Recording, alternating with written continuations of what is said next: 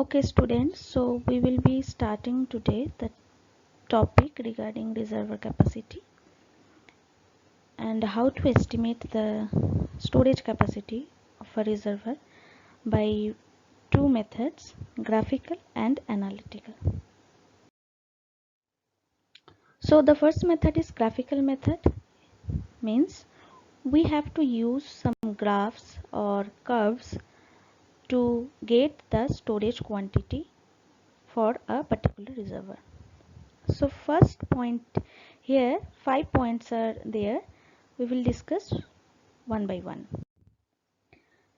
So first we have to prepare a mass inflow curve from the flow hydrograph of the site for a number of consecutive years, including the most critical years or driest years when the discharge is low. Means in the figure 6.5 you can see that for a particular river where the reservoir has to be constructed, a flow hydrograph is drawn. Flood hydrograph means in the x-axis there will be time frame, means in years, and in the y-axis there will be discharge in Qmex unit. So the curve here mentioned is, you can see, is undulating. It is not even. Sometimes it is going to the peak and sometimes it is going to the down from 1957 to 66, or you can say 1970. So from this curve 6.5 flood hydrograph of the inflow of a particular river at the particular site where the reservoir has to be constructed, we will get this type of hydrograph data. Now from this we have to draw a mass inflow curve. Mass inflow curve means the inflow of the river at that particular site is drawn with time frame in years from same 1957 to 1960. So first we have to collect the inflow data of that particular stretch or portion of the river for a number of consecutive years, for maybe 30 years or 20 years, including the driest years also, when the discharge is low in that in the river for that particular site. So this is step 1. Now in the step 2 we have to prepare a demand curve. Earlier we have got inflow curve, now we have to prepare a demand curve. So mass demand curve corresponding to the given rate of demand, means demand will be for a particular city or area or town, for the population who are residing in that particular area.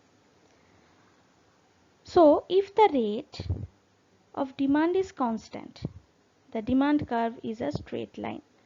So if the rate is demand, means for a person 150 liters per day is the demand, and for maybe 1000 population, uniform demand is for everybody and for daily basis.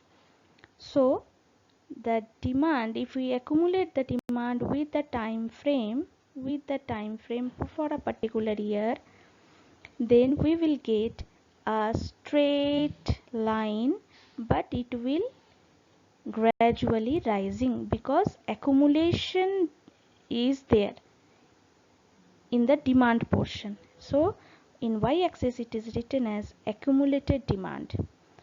In hectare meter means in volume, cubic meter you can also write down. But if the figure number 6.7b, you can see the curve is not straight and it is undulating. Here it is rising, here it is demand is rising, and afterwards it is slowly reducing, and then afterwards it is also rising. So this type of curve we will get when the demand is not uniform, is not constant. It will vary in, maybe in summer season the demand will be more, water demand will be more, and rainy season water demand will be less than summer season, and in winter season also water demand is less.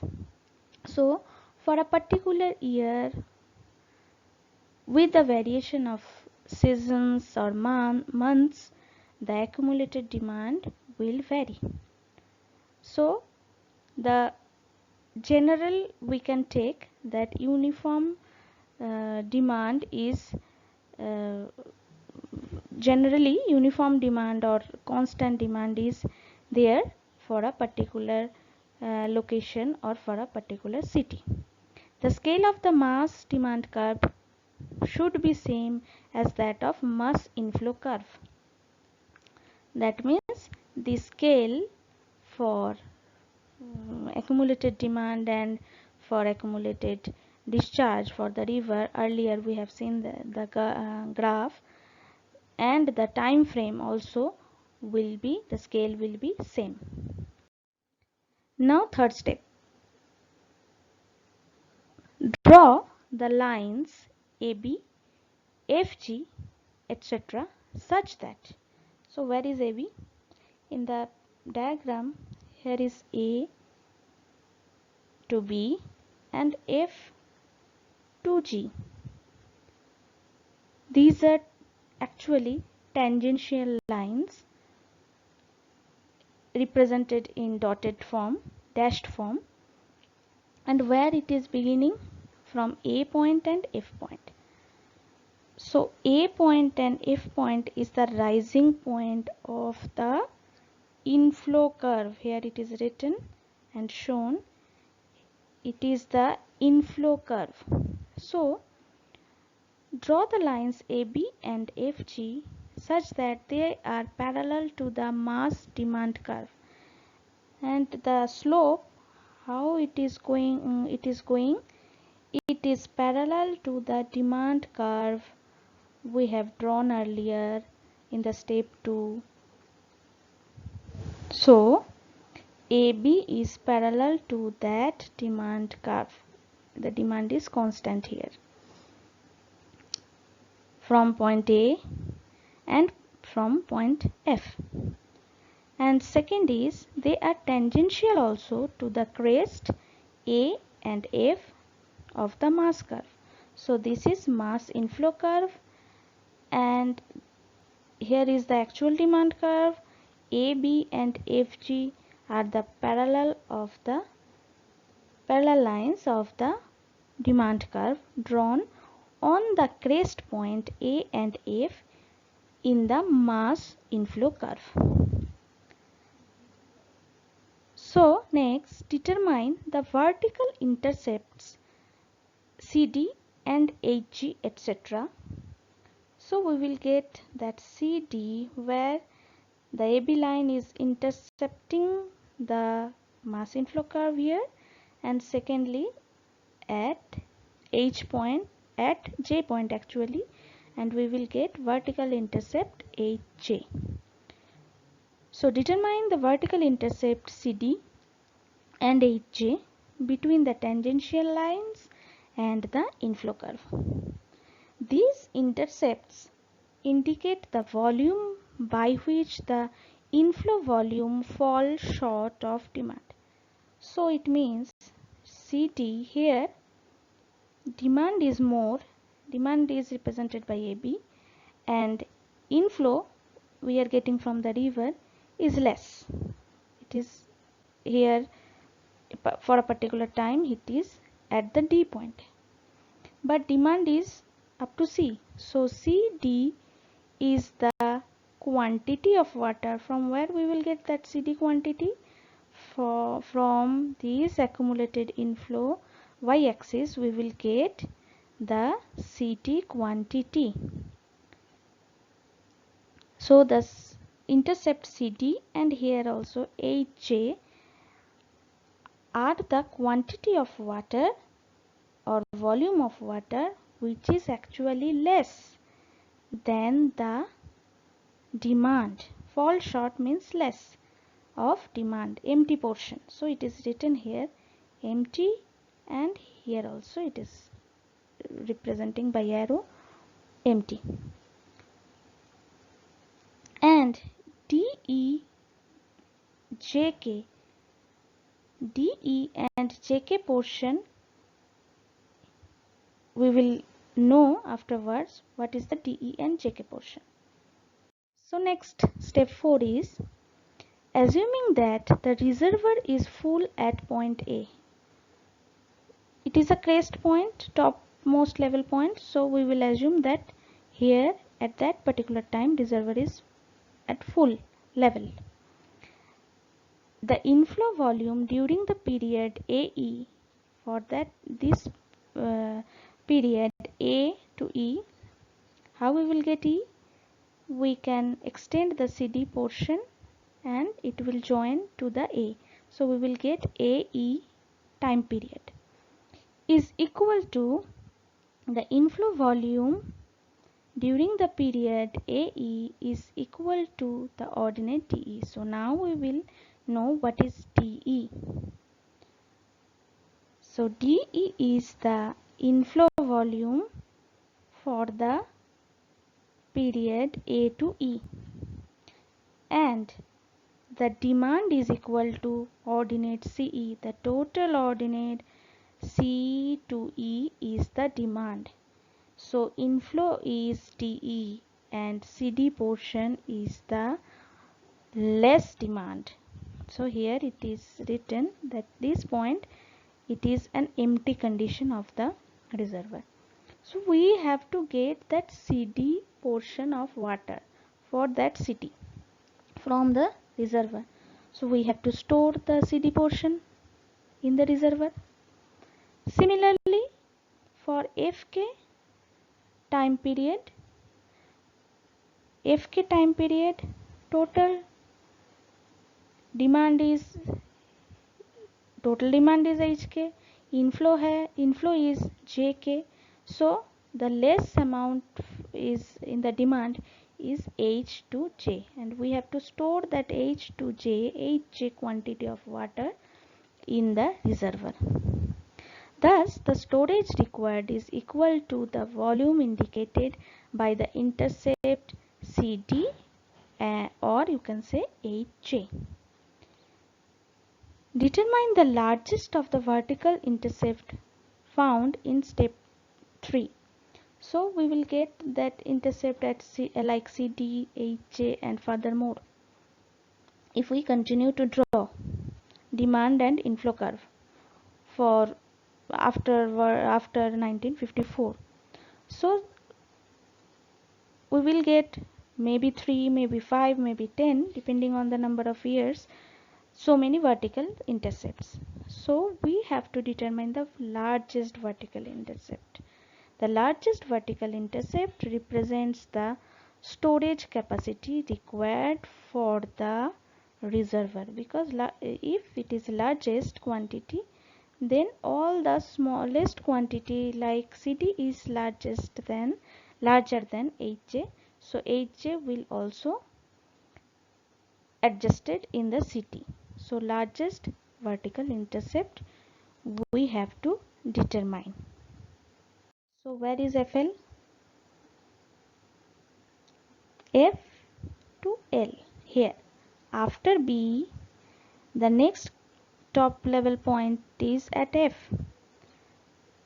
So we are extending the AB tangential line, and from F to L this quantity of water is extra because it is demand. B to L is demand BL line is demand here, and F is your inflow. Inflow is higher than the demand. That means here we will get a more quantity of water.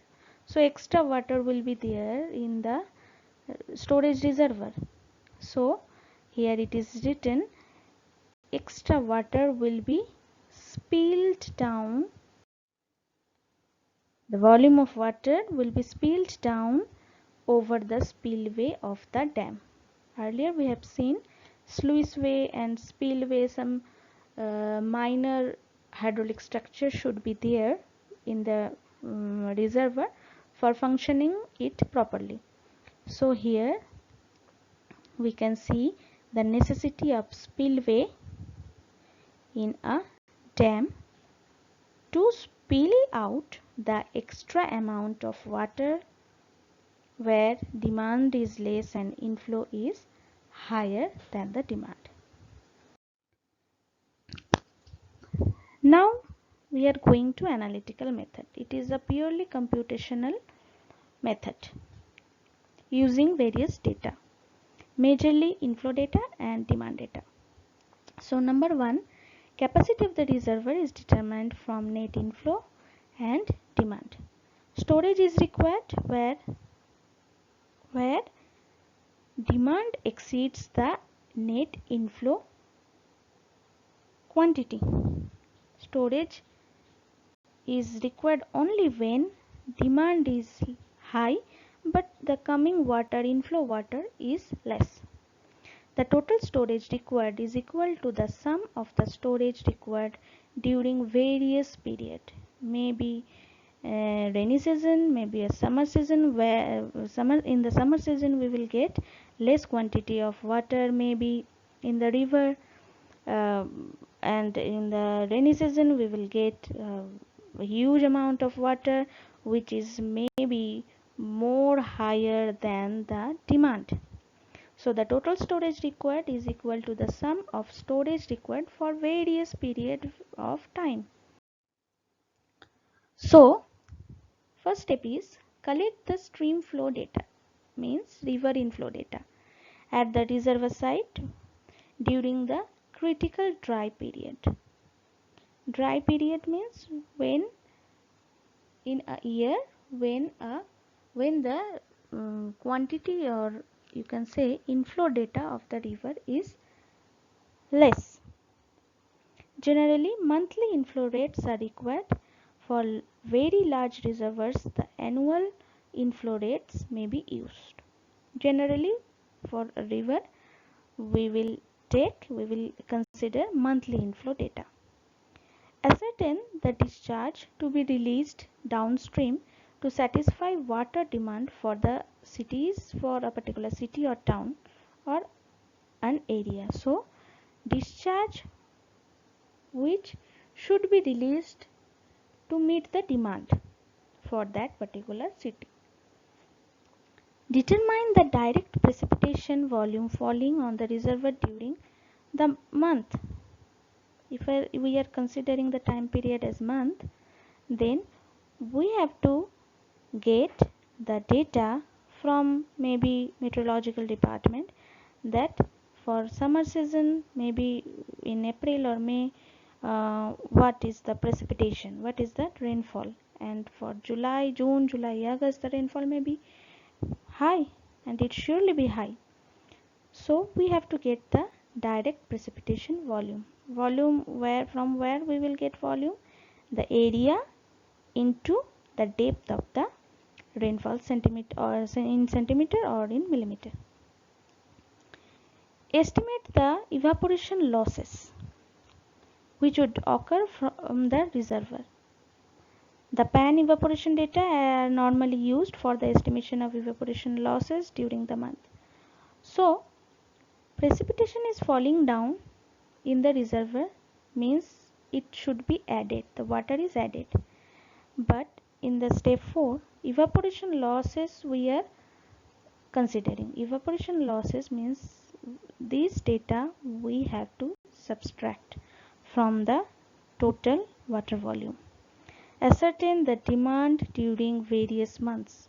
like this for summer months, for maybe rainy season, and for winter season for a particular year, and for all the 12 months of a year.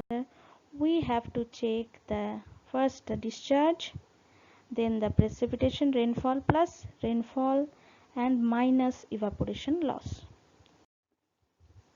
Determine the adjusted inflow during different months. So adjusted inflow will be the stream inflow data plus precipitation.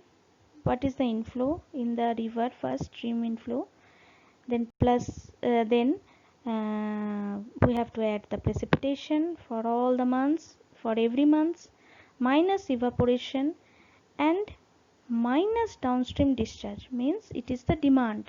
Downstream discharge means it is the demand for the city. Compute the storage capacity for each month. Like storage required equal to adjusted inflow minus demand.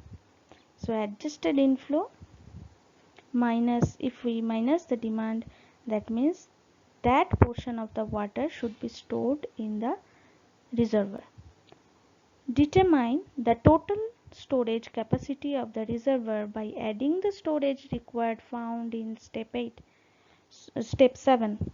So step 7 we will get for 12 months we will get different storage required, means different volume of storage capacity required.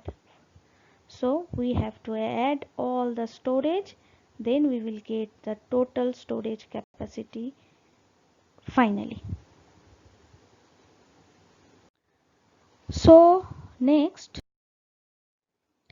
draw the mass demand curve from the slope of the flattest tangent.